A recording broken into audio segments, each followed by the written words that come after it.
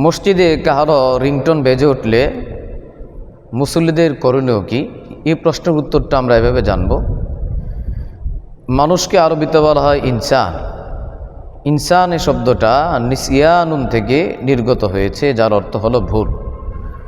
অর্থাৎ মানুষ মানে ভুল করা, মানুষের সাথে ভুলের সম্পর্কটা ওতপ্রোতভাবে জড়িত। তাহলে মানুষ ভুল করবে, এটি স্বাভাবিক। আবার মানুষের আরেকটা বৈশিষ্ট্য আছে, মানুষ হলো জ্ঞানী।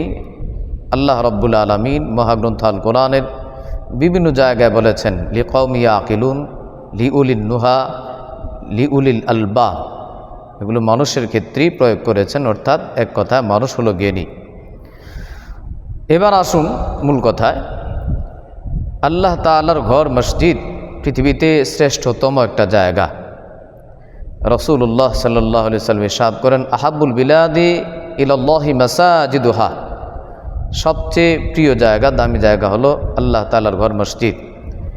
এর জন্য কোনো মানুষ যখন মসজিদে যাবে, আল্লাহ তাআলার ঘরে যাবে, তখন আদব রক্ষা করে যেতে হবে।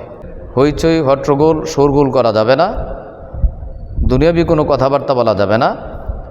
এমনকি মোবাইল ফোন, এই মোবাইল ফোনের এই রিংটোন, এটাও মসজিদের বাহির থেকে বন্ধ করে যেতে হবে বা সাইলেন্ট করে যেতে হবে, গুরুত্বের সাথে খেয়াল করে। এরপরও বলেছিলাম, মানুষ ভুলের ঊর্ধ্বে নয়, মানুষের সাথে ভুলের সম্পর্কটা ওতপ্রোতভাবে জড়িত। কারো ভুল হয়ে যেতে পারে, হয়তোবা ভুলে রিংটোন বন্ধ করেনি, বন্ধ না করার কারণে নামাজে রিংটোন বেজে উঠল। যদি রিংটোন বেজে ওঠে, তাহলে নামাজের পরে অনেক জায়গা দেখা যায় মুসল্লিরা সমস্বরে একসাথে বলে ওঠে, রিংটোন কার বাজলো, একসাথে হইচই করে। তো একসাথে হইচই করার কারণে, রিংটোন বাজার কারণে যতটুকু না ক্ষতি হয়েছে, একসাথে হইচই, মুসল্লিদের হইচই করার কারণে এর চেয়ে বেশি ক্ষতি হয়েছে, আদবের পরিপন্থী হয়েছে, আদব রক্ষা হলো না। অনেক সময় হইচইয়ের কারণে গুনাহের পর্যায়ে চলা যায়, গুনাহ হয়ে যায়। এই জন্য মুসল্লিদের উচিত সবর করা, ধৈর্য ধারণ করা। যার রিংটোন বেজে উঠল তার সাথে আপত্তিকর কোনো আচরণ না করা। আমি বলেছিলাম, এক তো মানুষ ভুলের ঊর্ধ্বে নয়, মানুষ মানে ভুল, তার ভুল হয়ে গেছে, ক্ষমা সুন্দর দৃষ্টিতে দেখতে হবে। 2 নম্বর হলো সে জ্ঞানী। নামাজ অবস্থায় তার রিংটোন বেজে ওঠাটাই তার জন্য একটা শিক্ষা, এটি তার জন্য উপদেশ। রিংটোন বেজে ওঠার কারণেই তো সে নিজেই অনুতপ্ত, আলাদা কেউ বলতে হয় না, কারণ সে জ্ঞানী।